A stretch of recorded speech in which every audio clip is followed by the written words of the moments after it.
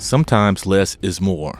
In life and in sports, we have seen additions that we assume will create a winning effect, but ends up having the opposite effect and the trash becomes someone else's treasure.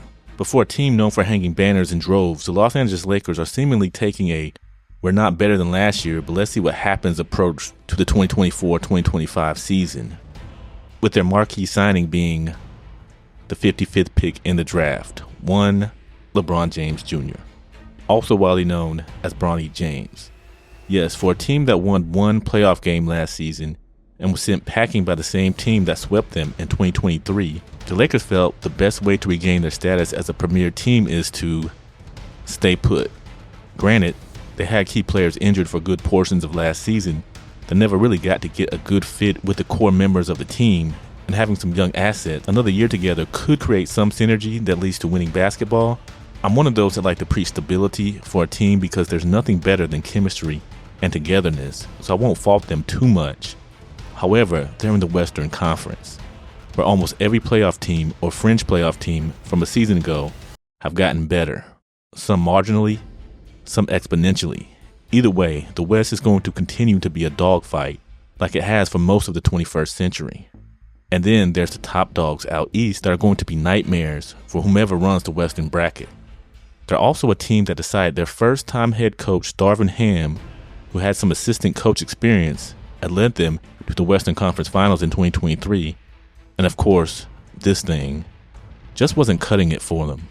So as they hunted for the perfect coach to lead them above and beyond, as their centerpiece, LeBron James nears his 40th birthday and 22nd season, with a very short timeline left to be what they seem to want him to be, and that's the number one option for their franchise. With names like these either available or unemployed, they decide the best way to get this team on the right track is by hiring a rookie head coach with zero professional coaching experience.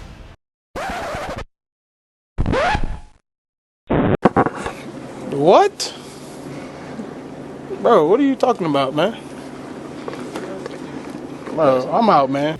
Yes, a young team with aging vets in a very tough conference with some of the very best in the league leading teams. You put an unproven guy that is just a few months older than your aging star to manage a team that has struggled to find the right lineups and a consistent rotation the past few years. You have a player that by some higher being has been the healthiest he's been nearly for his entire career the past season, who also competed in the Olympic Games this past summer, so wasn't able to bubble wrap himself to stay out of harm's way. That can be a difference maker when paired with another solid big man to lighten his load and completely bypass finding a player that would fit better at the center position to take some of the wear and tear off of him. And even in a weak draft, you could have found a diamond in the rough that they could mold into Davis' sidekick, like the Dallas Mavs did last season. All of this was done for one of the most storied franchises in NBA's history, and with all this said, it has me asking one question. Do the Lakers even care about winning this season? Does Jenny Buss really think this is the best they can put on the court? Should Rob Pelinka be thrust into the GM of the Year candidates before the first jump ball has been thrown? We can see what they're doing, and from a business perspective, I get it. The Lakers will probably be more bumping this season than they have in the last few seasons. There'll be more sellouts. They already will be the most televised NBA team this season, although they didn't even sniff a championship last season. Don't any of you say it. LeBron James himself, with all the time in the world to get back to championship basketball, says that he doesn't have expectations for this year's Lakers team and basically doesn't mind squandering what could potentially be one of his last seasons as the guy on the team. With him saying that and proclaiming that he doesn't mind if they're garbage for the sake of playing with the 55th pick of this heralded 2024 draft, his son Bronny James. We've also heard rumblings that Bronny will get court time where there are likely first-round picks that will spend almost the entirety of their rookie seasons in a G League gym. But this will line Jenny Buss's pockets for the novelty. Rob Pelinka will live to see another season in the front office because all the bigwigs that are still with us are all happy and smiling because it's a check mark that LeBron can put on his bucket list, and Jenny knows she can reap the benefits of putting the first father-son duo in NBA history on the court together. As a father with a son, I can't hate on it at all. I'm older than LeBron, and my son is only a sophomore in high school. So even if I was at that level, the likelihood of getting that achievement is out of reach. So I know LeBron is going to cherish this moment, and he should. However, Lakers fans are put to the side for the sake of his dream as the development he would organically receive from a franchise not looking to cash in on a novelty act he won't get as they try to push a player to the spotlight when their talents don't match what is needed to be out there.